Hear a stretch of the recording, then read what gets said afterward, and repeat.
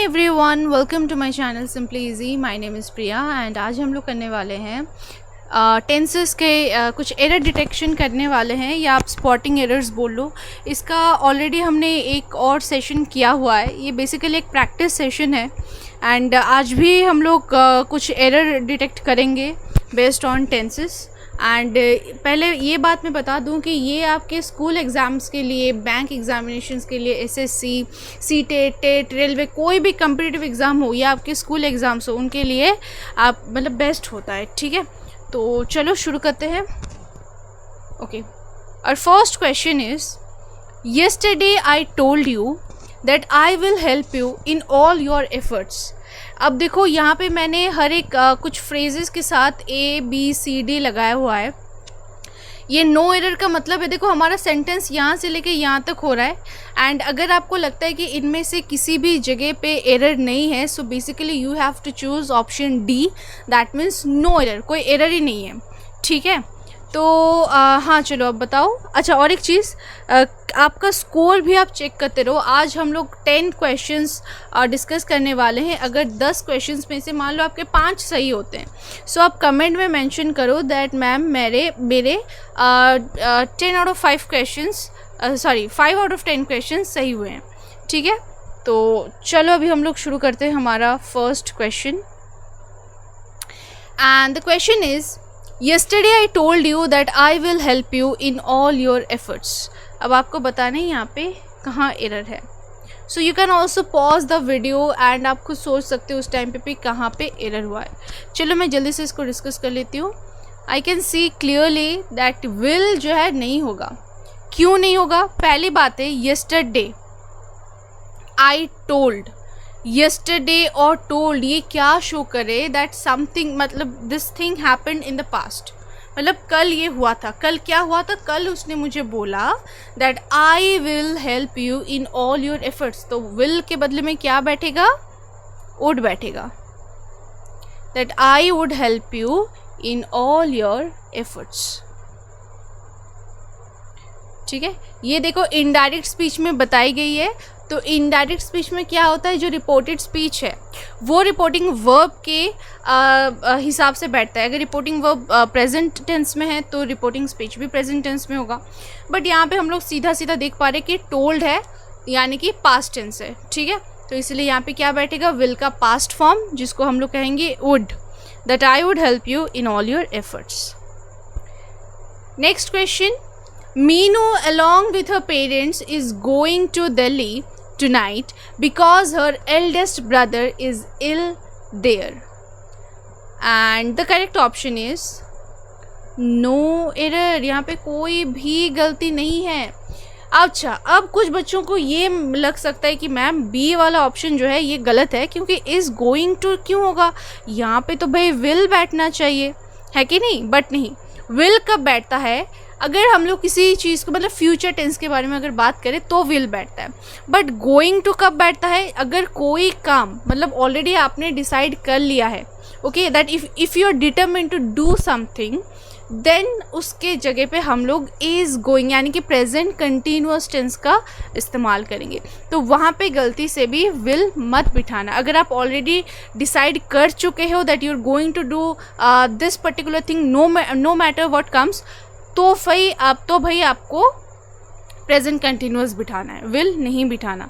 ठीक है, चलो नेक्स्ट क्वेश्चन। तो हाँ, ये वाला हो गया हमारा सेकंड वाला, नो एरर। ठीक है, E is the correct option. Number 3, the जज asked the lady if the bag she had lost contain 10,000 rupees. No error होगा या नहीं, आप बता दो। चलो मैं बता देती हूँ। पहली बात है जज, ये भी हम देख सकते हैं कि ये भी नरेशन में है यानी कि इनडायरेक्ट स्पीच में है। तो यहाँ पे क्या बोला गया है? तो जज आस्क्ड, अगेन ये पास्ट टेंस में है। ठीक है ना, तो if the bag she had lost contain है, सो कंटेन नहीं होगा। तो यहाँ पे सी ऑप्शन में गलती है, तो क्या हो जाएगा? कंटेन्ड हो जाएगा,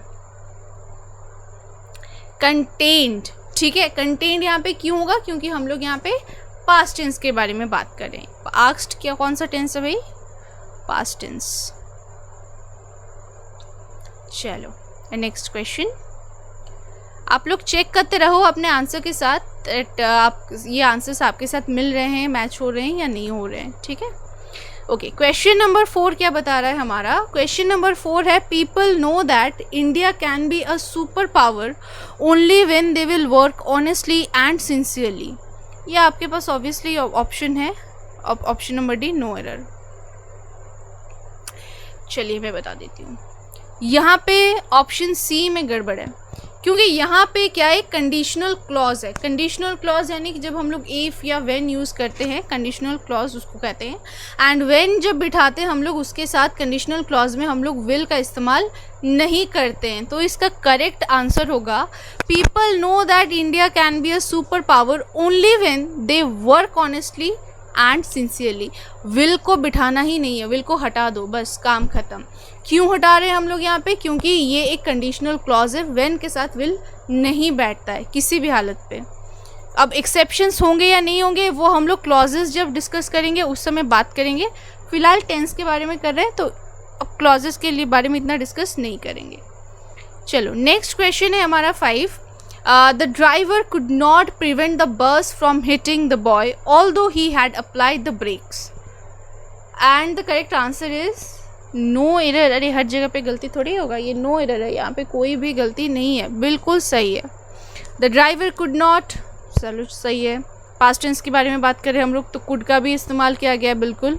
प्रिवेंट, अब could के बाद हम लोग V1 बिठाते, ये भी सही है, ठीक है। The driver could not prevent the bus from hitting the boy, again यहाँ देखो, यहाँ पे hitting the boy although he had applied the brakes, तो यहाँ पे कोई भी गलती नज़र नहीं आती है। ये मतलब यहाँ पे भी देखो पास्ट परफेक्ट का इस्तेमाल किया गया है, बिकॉज एक एक्शन होने से पहले, एक्सीडेंट होने से पहले उसने ब्रेक लगाए थे। सो दैट मीन्स इसके लिए हम लोग पास्ट परफेक्ट ही बिठाएंगे। It is absolutely correct, no error. And comes our next question, question number 6. What does a person do as a social worker should be the same as what he does as an individual? You can pause the video children and think about the answer. And मुझे जो दिखाई दे रहा है यहाँ पे error है option A में। काहे का एरर है? अरे यहाँ पे डज लगाया गया है। देखो जब हम लोग वर्ड के बाद, WH वर्ड के बाद अगर हम लोग हेल्पिंग वर्ब बिठाते हैं तो वो कब बिठाते हैं? फॉर फ्रेमिंग क्वेश्चंस, है कि नहीं? जब हम लोग क्वेश्चंस बना रहे हैं उस समय हम लोग डज बिठाते, हेल्पिंग वर्ब बिठाते, उसके बाद सब्जेक्ट बिठाएंगे। तो यहाँ पे तो हम लोग सेंटेंस लिख रहे हैं, तो इसके लिए हमें क्या करना पड़ेगा? हमें ये डज को हटाना पड़ेगा। हटाने के बाद हम लोग क्या करेंगे? व्हाट अ पर्सन डू, ये इस डू को अब हमें लिखना है डज में, ठीक है। पहली बात है इस डज को हटा दो, ओमिट कर दो, एंड ये वाला जो डू है, ठीक है, यहाँ पे पहले डू क्यों लिखा गया था? क्योंकि डज के बाद हमेशा V1 आता है, बट यहाँ पे तो डज और हम लोग जब लिख ही नहीं रहे हैं तो यहाँ पे V1 लिखने का मतलब ये डू लिखने का फ़ायदा क्या है? इसके साथ हम क्या करेंगे? ये भी V1 ही है, बट ये एक सिंगुलर फॉर्म है, सिंगुलर वर्ब है यहाँ पे, ठीक है। एंड डज के बाद ना सिंगुलर देखते ना प्लूरल देखते, बस हम लोग V1 सीधा सीधा बिठाते हैं। तो हमारा करेक्ट आंसर क्या हुआ? What a person does as a social worker should be the same as what he does as an individual. यहाँ पे देखो ही डज लिखा गया ना, सिमिलरली यहाँ पे भी हम लोग वही लिखेंगे, what a person does. Correct है। चलो next question number 7। We are aware that we do not always get what we want to get, and the correct answer is no error. यहाँ पे भी हमको कोई भी गलती नज़र नहीं आ रही है। वी आर अवेयर, हमें पता है, that we do not always get what we want, कि हमें जो चाहिए वो हमेशा हमें नहीं मिलती है। And yes, this is a life lesson basically, क्योंकि ऐसा कहीं पे रूल नहीं है दैट आपको जो चाहिए आपको वही मिल जाता है। Sometimes you have to compromise, right. चलो next question. My friend said to me when have you come here. ये देखो हमारा डायरेक्ट स्पीच में लिखा गया है। अब आपको बताना है कि यहाँ पे गलती कहाँ है। मैंने यहाँ पे ABCD करके नहीं लिखा है, बेसिकली जस्ट सेंटेंस लिख दिया मैंने क्योंकि ये डायरेक्ट स्पीच में था तो कॉमा फिर वो कोटेशन का थोड़ा इशू हो जाता है, इसीलिए मैंने ऐसे ही लिख दिया है. Now you just tell me where is the error. चलो मैं बता देती हूँ. When have you come here, ये have यहाँ पे भाई हम यहाँ पे प्रेजेंट पार्टिसिपल क्यों बिठा रहे. हाँ, यहाँ पे हमें क्या बिठाना है. When did you, कि तुम यहाँ कब आए. सिंपल हमें यहाँ पे have को हटा के did बिठाना है. ठीक है. My friend said to me, when did you come here. चलो next question. And here comes our question number 9. Nowadays she teachers. अच्छा एक और चीज़ मैं बता दूँ, ये जो नाउ डेज लिखते हो ना, ऐसे मत लिखा करो. ठीक है. This is the correct spelling. ये हाइफिन वगैरह देके मत लिखना. अच्छा यहाँ पे आई थिंक मैंने गलती कर दी है. नाउअडेज लिखने के बाद यहाँ पे एक कॉमा लिखना चाहिए. ठीक है. नाउअडेज. चलो अब सही है. चलो. Nowadays she teaches English because the teacher of English has gone on a month's leave. क्या होगा. नो एरर होगा कि नहीं होगा बता दो. चलो भाई मैं बता देती हूँ. यहाँ पे ऑप्शन ए में गलती है. कहाँ पे गलती है. यहाँ पे टीचर्स नहीं होगा. ठीक है.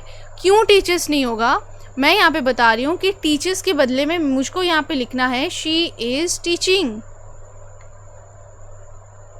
ठीक है. She is teaching. मैं यहाँ पे प्रेजेंट कंटिन्यूअस टेंस बिठा रही हूँ. नॉर्मली हम लोग प्रेजेंट कंटिन्यूअस टेंस कब बिठाते हैं, अगर हम लोग कोई काम प्रेजेंट में कर रहे होते हैं तो उसके लिए प्रेजेंट कंटिन्यूअस टेंस जो कंटिन्यू हो रहा है अभी. तो अभी बताया क्या गया है कि अभी नाउअडेज आजकल वो क्या कर रही है. She is teaching English. वो आजकल इंग्लिश पढ़ा रही है. क्यों पढ़ा रही है. क्योंकि जो इंग्लिश के टीचर है वो अभी 1 महीने की छुट्टी पे गए हुए हैं. ठीक है. चलो तो यहाँ पे क्या होगा. नाउअडेज. जब देखना नाउअडेज रहता है ना उसके साथ हम लोग को यहाँ पे भाई प्रेजेंट कंटिन्यूअस टेंस बिठा देना है बस. ठीक है ना. अच्छा अब और ऑब्वियसली आपको सब्जेक्ट देखना है. सब्जेक्ट के बेसिस पे आपको हेल्पिंग वर्ब भी बिठाना पड़ेगा. Is am are. ठीक है. चलो and here comes our last question. Question number 10. Nowadays. देखो यहाँ पे मैंने कॉमा दिया हुआ है. ठीक है. पहला वाला दिन भूल गई थी. चलो. Nowadays filmmakers do not make that kind of movie which they made earlier. चलो इसका आंसर होगा ऑप्शन नंबर बी में गलती है. क्यों. देखो अगर मैं आपको क्वेश्चन नंबर 9 शो करूं तो यहाँ पे क्या था. नाउअडेज के बाद यहाँ पे जो हम लोग मेन वर्ब बिठा रहे हैं इसको हम लोग चेंज करके प्रेजेंट कंटिन्यूअस में बिठा रहे हैं. राइट. तो सिमिलरली यहाँ पे भी क्या होगा. Nowadays film makers. ये आ गया हमारा सब्जेक्ट. ये जो डू नॉट लिखा है ना ये डू को हमें हटा देना है. ठीक है. एंड ये मेक को भी हमें हटा देना है. तो हम क्या करेंगे.